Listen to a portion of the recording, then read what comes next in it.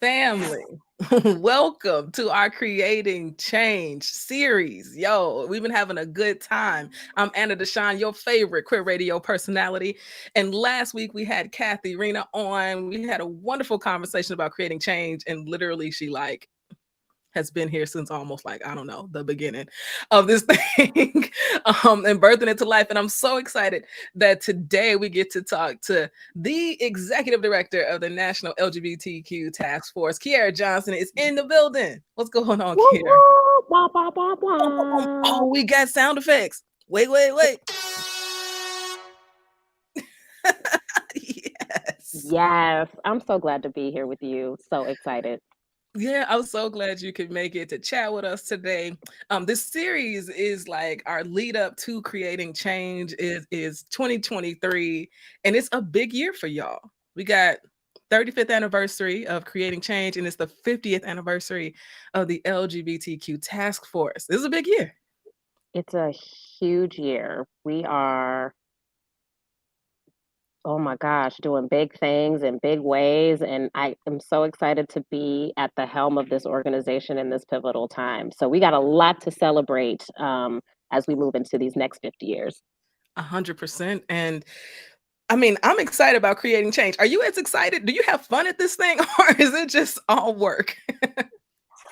So, yes, I do have fun and I get so anxious. I mean, it's thousands of people, right? Like thousands of people, people who have been, doing this work like for 50 years, like seriously, and people who literally just, just started, right, their journey in LGBTQ movement work. And so it's intergenerational. There are people from all over the country, and we're like A students, like, or this, we want to get an A plus from the people who come. So the team works really hard, and there's a lot of pressure we put on ourselves to really come through because it means so much to us, but it's impossible not to have fun. I mean, we work hard, but we also play hard while we're there. Yes. Now I've heard some dope things about a drag show. Is there a drag show? So we have a house ball that's happening. Ooh. Oh yeah, oh yeah. There are judges, there are prizes, and there are no holds barred. It is a fantastic show every year. There's a cruise. I don't know if you heard about the cruise. So There's a we crew. have a it's called a cruise. So when I first came to one of my first times at Creating Change, I thought it was like, oh, we're gonna be on a boat. Yeah, no. It's like speed dating at the conference.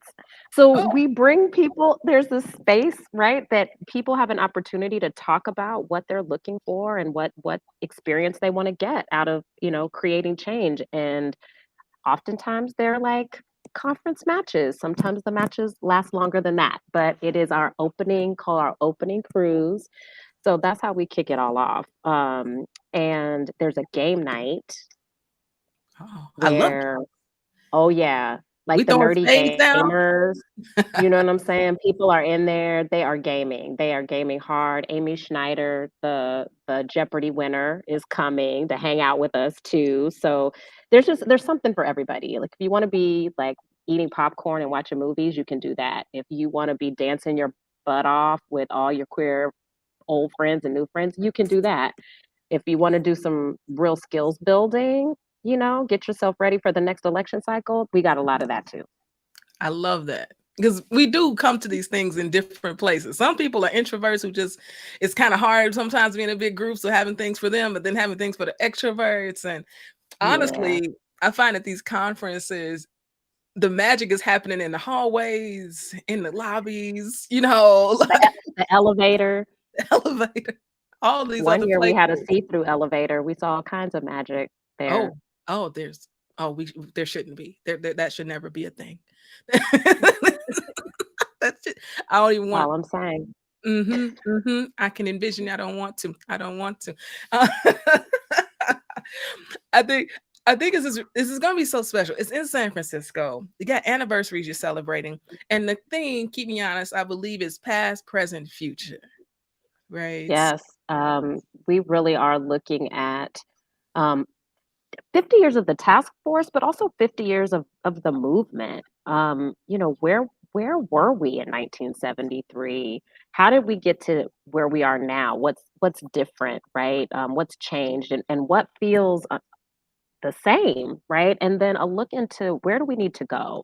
And I think that's probably one of the most exciting things for me because it allows us to dream, right? It allows us to vision. It allows us to think beyond what we know or what we think are our current right restrictions, right? It helps us get out of our heads, and that's the piece that I'm really excited about is to hear from folks about where do we need to go next? What's the next big frontier in LGBTQ cultural work, in organizing work, and political work? 100%. I mean, before we got on here, in fact, we could have had a whole podcast before we got on this podcast. No, it's so true. But we were talking about you being on the lawn when Biden signed the Respect for Marriage Act politically, right? But I also know that there's the Equality Act that we need to get signed. And I know y'all do that work and are heavy in that work as well. So I think there is a lot to figure out is what are the priorities going forward as we Yeah, as these right wing Republicans continue their onslaught against our trans siblings and yeah, all of these anti LGBTQ bills that they have been. I don't. It's been so strategically orchestrated. Their hate it's so true. across the country, and so organizations like the task force are so important to be on the front lines. And you're doing that work as the first Black woman ED of the task Look, force. we got to do it. We got to do it. And I do think that there's a real opportunity for us now. I mean, there are more uh, women and non binary, transgender, folks of color in positions of leadership. And I don't just mean leadership of nonprofits, although that is the case too, right? Like, we're we're everywhere. It's like babies, kids. We don't die, we multiply. Like we are everywhere. You know what I'm saying? Like we are in communications positions. We are in the Senate. We are in in uh, the solution rooms, right? Like the war rooms. Like we are in these places where big decisions are made. And so while we need to move on issues like non discrimination, we need federal non discrimination and the Equality Act. That is true, but we also need to pass police reform, right? We also need to pass gun reform. We also need to expand voting rights. Those are every bit of an LGBTQ issue as marriage, right? And I do think that's where the next frontier is, right? It's continuing to expand civil and human rights for LGBTQ people, right? And protect what we've already won. But it's also expanding what people think of as an LGBTQ issue, right? Who's impacted by issues like housing justice, right? It's us. It's Mhm. us. Our community is deeply, unfortunately, disproportionately impacted by the lack of housing, quality, and affordable housing. Absolutely. I when you were speaking, it made me think of that Hamilton song to be in the room when it happens. Got to be in the room where it happens. And it's so important Yes, for and us we are to be, definitely, that's yes, right. in the rooms. And I have heard you speak about the intersectionality with reproductive rights. I know that that is the organizing world that you come from, and then people don't understand how that affects the LGBTQ community, and I'm just like, "Come on, y'all, like, we are all living at the intersections of this beautiful thing." And Yes, we absolutely, are. the bodily autonomy is so incredibly important for LGBTQ folks. I mean, and that is at the heart of all these anti-trans bills um, that they've been pushing out here into the world. So, all of it's connected. I mean, it is. I mean, we know it to be true, and we've seen this play out throughout history, right? Like, power is in who controls bodies, right? Power is in who controls the ability to make political decisions, right? Power is in who controls the proliferation of information, right? That's why in fascist, right, communities, right, fascist regimes, you see censorship gone, you know, awry. It's when you see the constriction of who gets to decide, right, who has a baby, right, and who doesn't get to have a baby, who gets to be in loving relationships and who doesn't get to be, right, in loving relationships, who Mhm. has access to books, who doesn't have access to books. We've seen this play out through history over and over and over again around the globe, and it's playing out here too. It is all connected. Our opposition sees it, and it's critical, right, that we acknowledge it, we see it, and we fight it when we see it. Nothing else, period, with a T and a dot. Okay. And so we're creating change coming up. And I know you have a lot on your plate when it comes to the conference. And you all have been booking folks. I watched the IG, you got mad people coming. Is there one or two people that you are just like, I can't wait to like hear what they're gonna say or to see them or Oh my gosh. There's just so much. I get to be on the stage with Angelica Ross and Delon Burnside in the Mhm. last plenary, and I cannot. It's like, how do you remain composed and professional while also fangirling, like, at the same time, right? So that's what people are gonna be seeing me, like, keep keeping that together while being provocative and intentional and strategic. But I'm like, "What? I get to this is my work every day."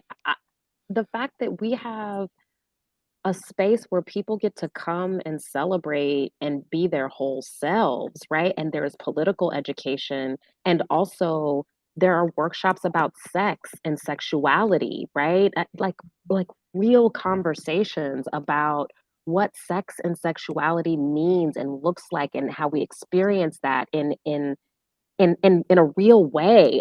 I just it's just gonna be really great to, like, be in community this way after 3 years. 3 years is a long time. Right, now that's a great point too. It's been virtual. And even when you tried to do it in person, the rates they just skyrocketed. And so last year you had to do a really quick pivot, which I can only Yep, imagine the lift that was. It's probably nightmarish to think about. As someone yeah, who came from the virtual event space, people think it's easier. It is harder. And yeah. let me just tell you, it is harder to do a virtual event than it is to do an in-person event. So this year to be in person on such a milestone, celebrating such milestones has to be pretty special. It really is, and, this is my first, in-person creating change as the executive director. I feel so honored to be able to do this in this time, to have a staff that is, brand new to the organization. Like over half the staff has had come on staff in the last 3 years. So we're experiencing this all as a new crew together, and that feels really special too. I mean, that's how bonds are made, right? Like that's how diamonds are made, right? And that kind of fire and that kind of pressure. And I'm excited that I get to do this with that crew. And I'm sure they're excited to be able to get to do it with you and family. All I'm saying is, I don't know what you're doing if you're not coming to creating change. I'm looking forward to being there with my team and representing, capturing interviews, and just being in the presence of just family. Right? I think it's a Yes. big family reunion.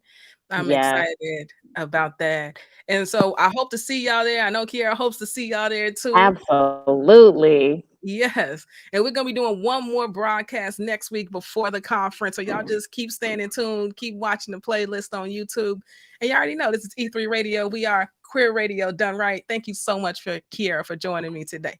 Thank you for having me. I can't wait to see you. Yeah, we're gonna have a good time. All right, family, y'all go have a great day. Peace.